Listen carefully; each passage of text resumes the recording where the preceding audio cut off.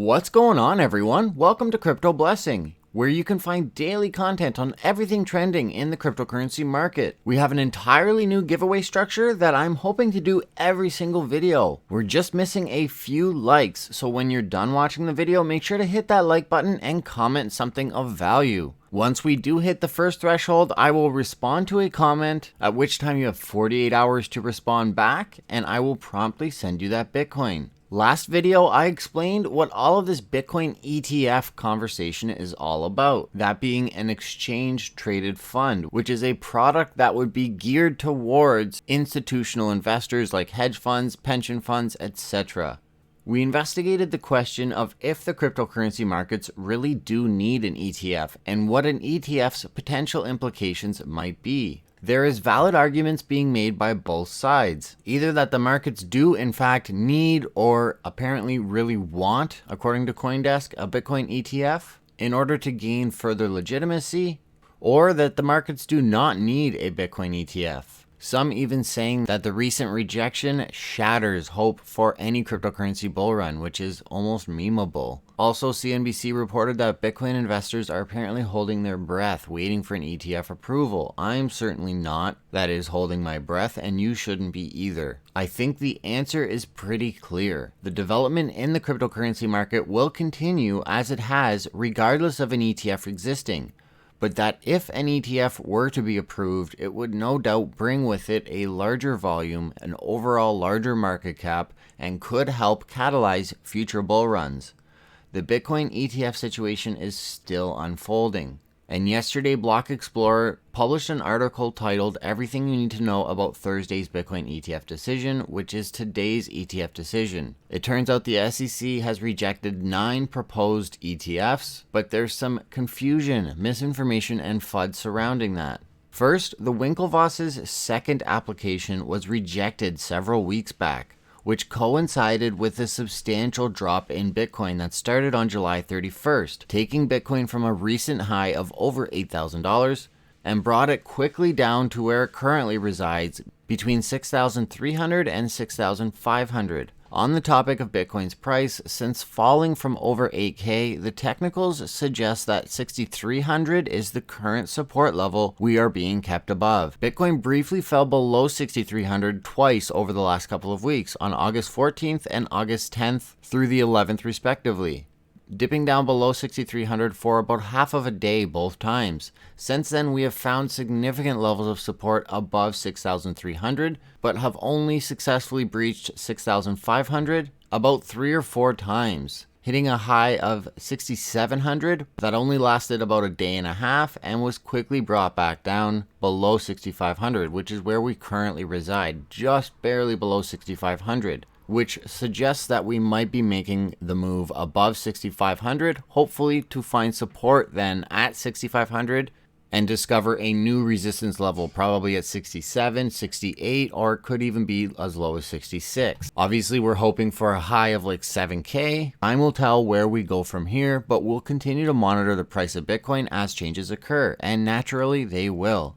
Patience is key to successful navigation of these intricate markets. Back to the topic of today's video, however, Bitcoin ETFs. The SEC made headlines again today with the rejection of 9 applications in 3 decisions. Outlined across the cryptosphere by media publications, the SEC's denied applications put forward by Direction, ProShares, and Granite Shares, most of which were rejected on the same lines of argument in a 24-page decision posted to the SEC's website. Covers the entire gamut of expectations being put forth by the SEC. There seems to be, however, some misinformation and FUD about this recent decision. As clarified on Reddit, it was actually 9 different ETF plans that got rejected, and there were multiple offered by each. For example, Direction had plans for 5, Granite Shares had plans for 2, and ProShares had plans for 2 as well. They basically denied all of the ETFs that they had to make a decision on this year. I fully expect them to delay the VanEck SolidX ETF until February of 2019.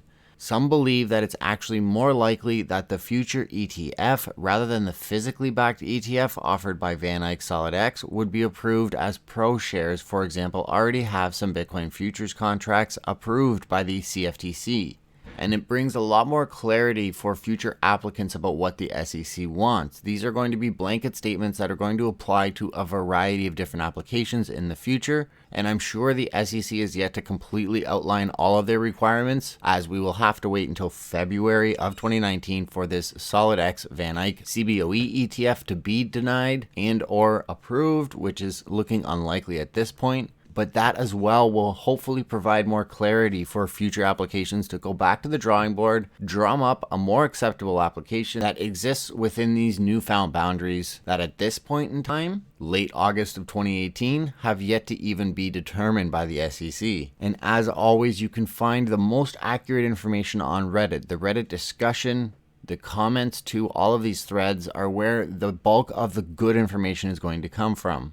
The Bitcoin industry has been trying for years to get an ETF approved by the Commission, beginning 4 years ago with one proposed by Cameron and Tyler Winklevoss. That ETF has been rejected twice now. The most recent one that I just discussed and may have contributed to this downward swing that Bitcoin has seen since finding a high of $8,000+. Another proposal by SolidX has also been rejected, but all of this activity today and really the lack of price action gives me the idea that although these were very weak applications that many investors weren't even consciously aware of, so you would think it's not going to impact the market a great deal, but over the past couple of hours, we've only improved in the price of Bitcoin. We've seen positive price actions, so that's very promising to the future development in the absence of an approved Bitcoin ETF, and really makes you wonder how much this Winklevoss ETF rejection from a few weeks ago really contributed to Bitcoin's fall. Although arguably that Winklevoss ETF application was much more in the public eye, and the investor base seemed to be much more aware of it than these recent applications, and that could also be a contributing factor. It's anyone's guess as to why the price of Bitcoin goes up and down the way it does, aside from price manipulation, which I think is pretty obviously rampant at this point, and we are still waiting on that open investigation into cryptocurrency price manipulation by a US governing body. The rejection of this futures ETF is actually good news to most. The SolidX/VanEck ETF is still the one to keep your eye on. The SolidX/VanEck funds is actually bringing in large, more conservative institutional funds. This opens up investing in Bitcoin through trust funds. The future of this cryptocurrency market is going to be in part defined by the operation of a Bitcoin ETF as well as Bitcoin futures, likely operated by multiple organizations, all contributing to the overall market cap and price action of Bitcoin and its respective altcoins.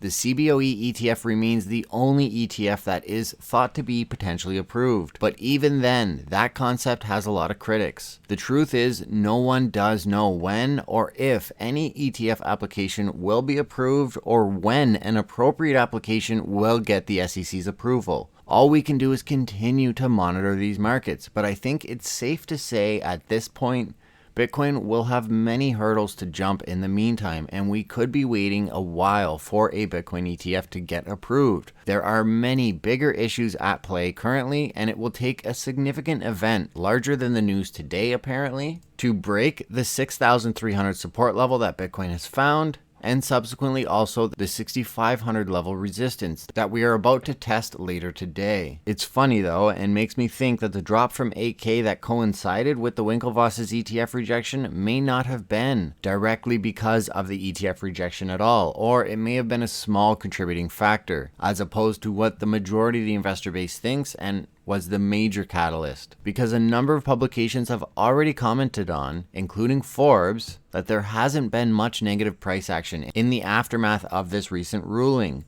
It gives hope to those who feel that the cryptocurrency markets don't need an ETF or futures, and that this space will continue to grow regardless of these institutional products. I think it's a little bit of column A and a little bit of column B, in that this market will indeed continue to grow in the absence of these institutional products, but that their existence would indefinitely speed up the course of growth and positive price action. I also believe that it's a little naive to assume that we can welcome these large institutional organizations into the cryptocurrency markets via an ETF or futures or any other product like the Intercontinental Exchange's backed product that also brings Microsoft and Starbucks into the picture, We can't bring these huge organizations into the markets without them seizing some control and changing the system to their benefit, and or quelling the philosophical drive that exists as a backbone to this industry. There are so many fascinating social dynamics, political dynamics, as well as systems theory and a number of sociological phenomenons and psychological phenomenons that happen in this space.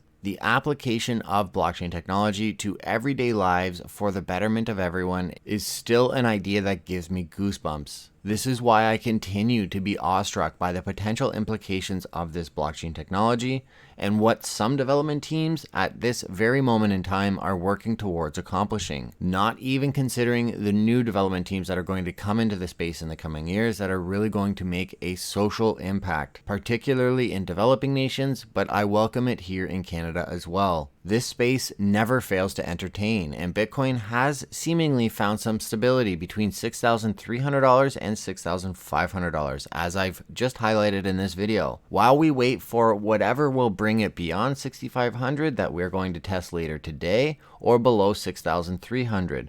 Like I said, it will probably be something more significant than any of these weak ETF applications that were rejected today. Today's video was somewhat of a part 2 to the Bitcoin ETF video that I did a couple of days ago, given the new information that these 9 applications from 3 different companies are denied, regardless of their initial intent or whether they are classified as an ETF or a futures contract or a hybrid of both. They were too weak for the SEC to approve them, and it shows not only that this space is still very emerging and in development, but also that a certain pedigree of traits must be present for the SEC to approve any institutionally based product to be used in these markets. Personally, I feel this market deserves the right set of products to allow it to flourish, and I plan on continuing to cover the intricate dynamics of this emerging and hyper-evolving space of cryptocurrency. Focus your time and energy on the things you believe in and the things that will advance you personally or the world around you. The consensus algorithm methodology that is blockchain remains a marvel of technology, and I'm excited to continue to explore this market with you all. Thank you